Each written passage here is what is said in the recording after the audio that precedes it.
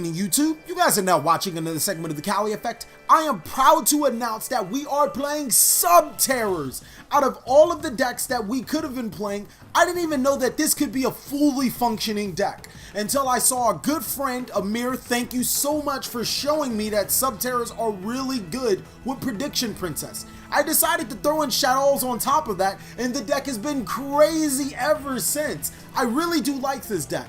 But I want to point out that this is why you guys must vote. It's very important that you guys not only vote what deck do you guys want to play, I tell you guys the options at the end of the video, but also comment what you like about the video, or dislike about the video, or even what I can improve about the video's quality.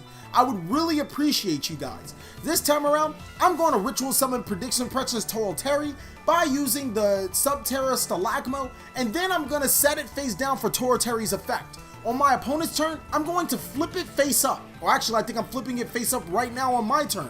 To ditch a Prediction Princess, or I'm sorry, a Subterror card to draw 2 cards. My opponent, Andrew Ocheltree, you guys should know him.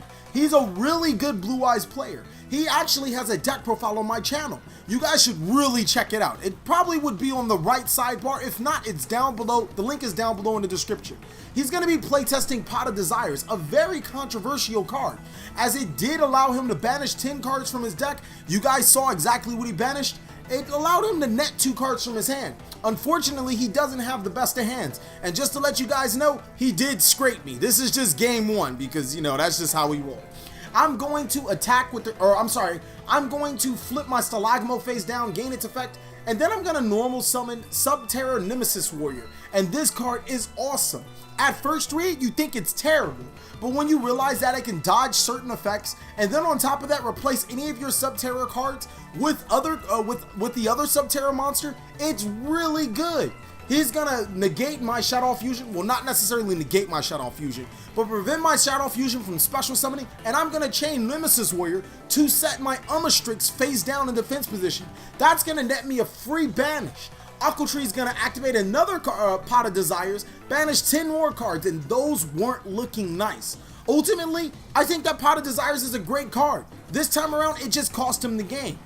This time, I'm going to be playing against Hunter x Hunter. You guys seen him scrape Alex Wiener playing Mermails against his Blue Eyes. This time around, I'm going to start off with a monster in defense and pass my turn. He's going to Terraforming for a Sky Iris. Then he's going to Magispector to another Magispector monster. And now I'm getting kind of scared because this could be pretty bad. His Sky Iris is going to destroy his Magispector Raccoon to search the Odd Eyes. And then he's going to pin summon for 3. Furthermore, he's going to bounce his Raccoon with his Unicorn and then swing for some massive damage. This could be over, but the Cali Effect with the Shadow Fusion, too strong. And now that I look at that, he bounced the monster that was from his extra deck. Man, Cali, you cheat, you cheat. As I thought one of his monsters that he special summoned was from the extra deck, I used Shadow Fusion to go from my deck to special summon Shekinaga. This oversight and card conjuncture actually allows me to go over something extremely important for my videos. No one, and I mean no one in this world is perfect. In the game of Yu-Gi-Oh, mistakes are made. And more often than not, people don't realize those mistakes. I'm just realizing the mistake as I'm recording the game. But I'm going to let it happen. I'm going to allow the video go up there just to let you guys know that mistakes do happen. It's Yu-Gi-Oh! We're not machines. Furthermore, I'm going to summon a massive board by bringing out my Ocheltree, flipping up my Shadow Hedgehog, and then swinging for some damage against Hunter x Hunter. I'm going to set my El Shadow Fusion, and then on his turn, I'm going to activate it, using my Hedgehog and another Shadow monster to gain a El Shadow window. This is going to force him to only be able to summon once per turn. Now, of course, he can normal summon multiple times, but this isn't the deck to normal summon multiple times. It special summons a lot. And in order to break my board, I really think he would need to special summon at least 2 monsters, and then get it destroyed by a Shekinaga, and then special summon again or activate more effects. So he's pretty much in the bind. He's going to use Sky Iris to search for your Performer Pal bird? The bird card? I really don't even know what that card's name is. Maybe I should look it up. And then he's going to debate on what he's going to do. I think he's going to Pendulum Summon, and that is a huge Pendulum Summon 4/4 on his side of the board. Fortunately for me, Magispector Unicorn Kirin can only use his effect once. He's gonna attack into my window, I'm going to use Ocheltree's effect to flip my Ocheltree face up to banish the Odd-Eyed Pendulum Dragon. That's going to force him to not being able to get over my window. It's not going to be nice. He's going to use his other monster, the Draco Ruler, to run over my special summoned Subterror Nemesis. And then he's going to try to bounce one of my monsters to the hand with Magispector Unicorn Karen. Shekinaga's effect is going to activate, negating the monster's effect. Since the cards can't be destroyed, I just get to negate the effect. Fortunately for me, that's all I need, is I'm going to flip Ocheltree's back face up, and then I'm going to banish his other monster that I actually can banish, and this right here would be game after a search with Shadow Fusion. I'm not really seeing how this couldn't have been game, but like I said, mistakes happen. I think after we calculated damage, he was at 900 life points. Not that it genuinely mattered at the same time, because Ocheltree's effect is going to special summon Pot of Forbidden to my side of the field. Then I'm going to flip it face up to Forceful Sentry his hand. That is awesome. This deck is really good. On to the third duel. I'm going to be playing against DDD, and Frable has a really awesome DDD deck. I think that Alex Wiener actually helped him build it, and it actually came from some inspiration from my channel. So first of all, Frable's going to search and special summon his DDD D-Arc monster. Now he's going to make an Xseed summon for Harbinger. That is amazing. Keeping me out from playing my spell cards and then synchro summoning into an Omega to mess with my hand. Oh my god, this game could be very much his before it even started. Fortunately for me, I have a face down monster to defend myself, so back to you. Frable, two amazing monsters on the board. He's going to start doing more shenanigans with his DDDs, I believe. He's going to banish his slime again because it was sent to the graveyard through Omega's effect. And then special summon two monsters to perform an Xseed summon. This is really starting to get bad for me, as that's a new DDD monster that I rarely see summoned. It's going to attack into my Squamata, and I'm going to use Squamata to get over the Harbinger. I really need my spell cards to be activated.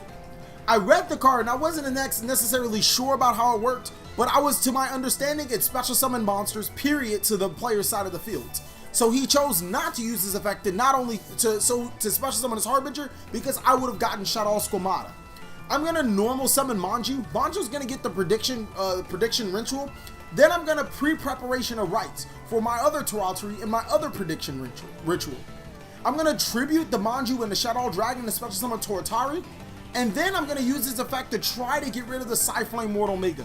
He's going to chain his effect to banish a card from my hand. Next, I'm going to ritual summon my other Ocheltree, and then I'm going to attack into his DDD monster, swinging for a total of 3,000 damage to his life points. He's going to activate his monster's effect, which special summons itself back at the end of the battle phase, but he takes 1,000 damage for every monster special summoned again. I really like this DDD deck.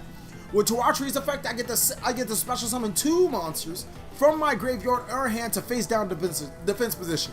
I'm going to choose Squamata and Shadow Dragon, mainly because not only do I get to draw cards, I also can destroy monsters on my opponent's turn by flipping it face up with Squamata. He's going to activate the Dark Contract, and then he's going to overlay again, and I'm like, whoa, what is this card? This card is just really good.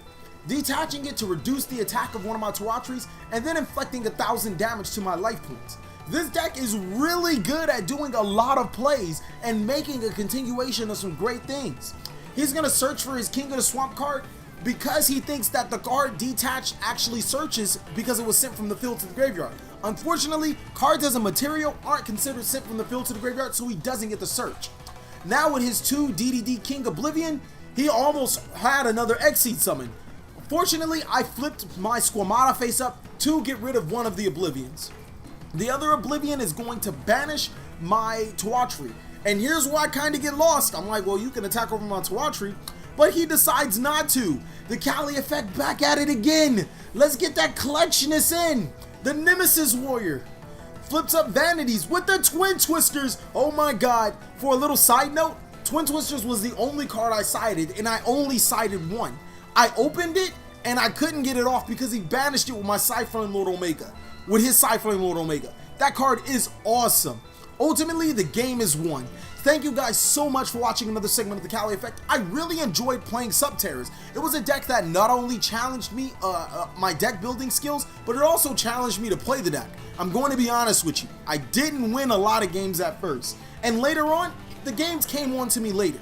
Furthermore, if you guys would like to see more of my duel videos, click on one of these below. You guys can see some pretty awesome videos. And on top of that, you guys can see me play either DDD or Shaddolls trains. Go ahead and let me know in the comment section, what was your favorite part of the video, what can I improve, or what did you didn't like about this video.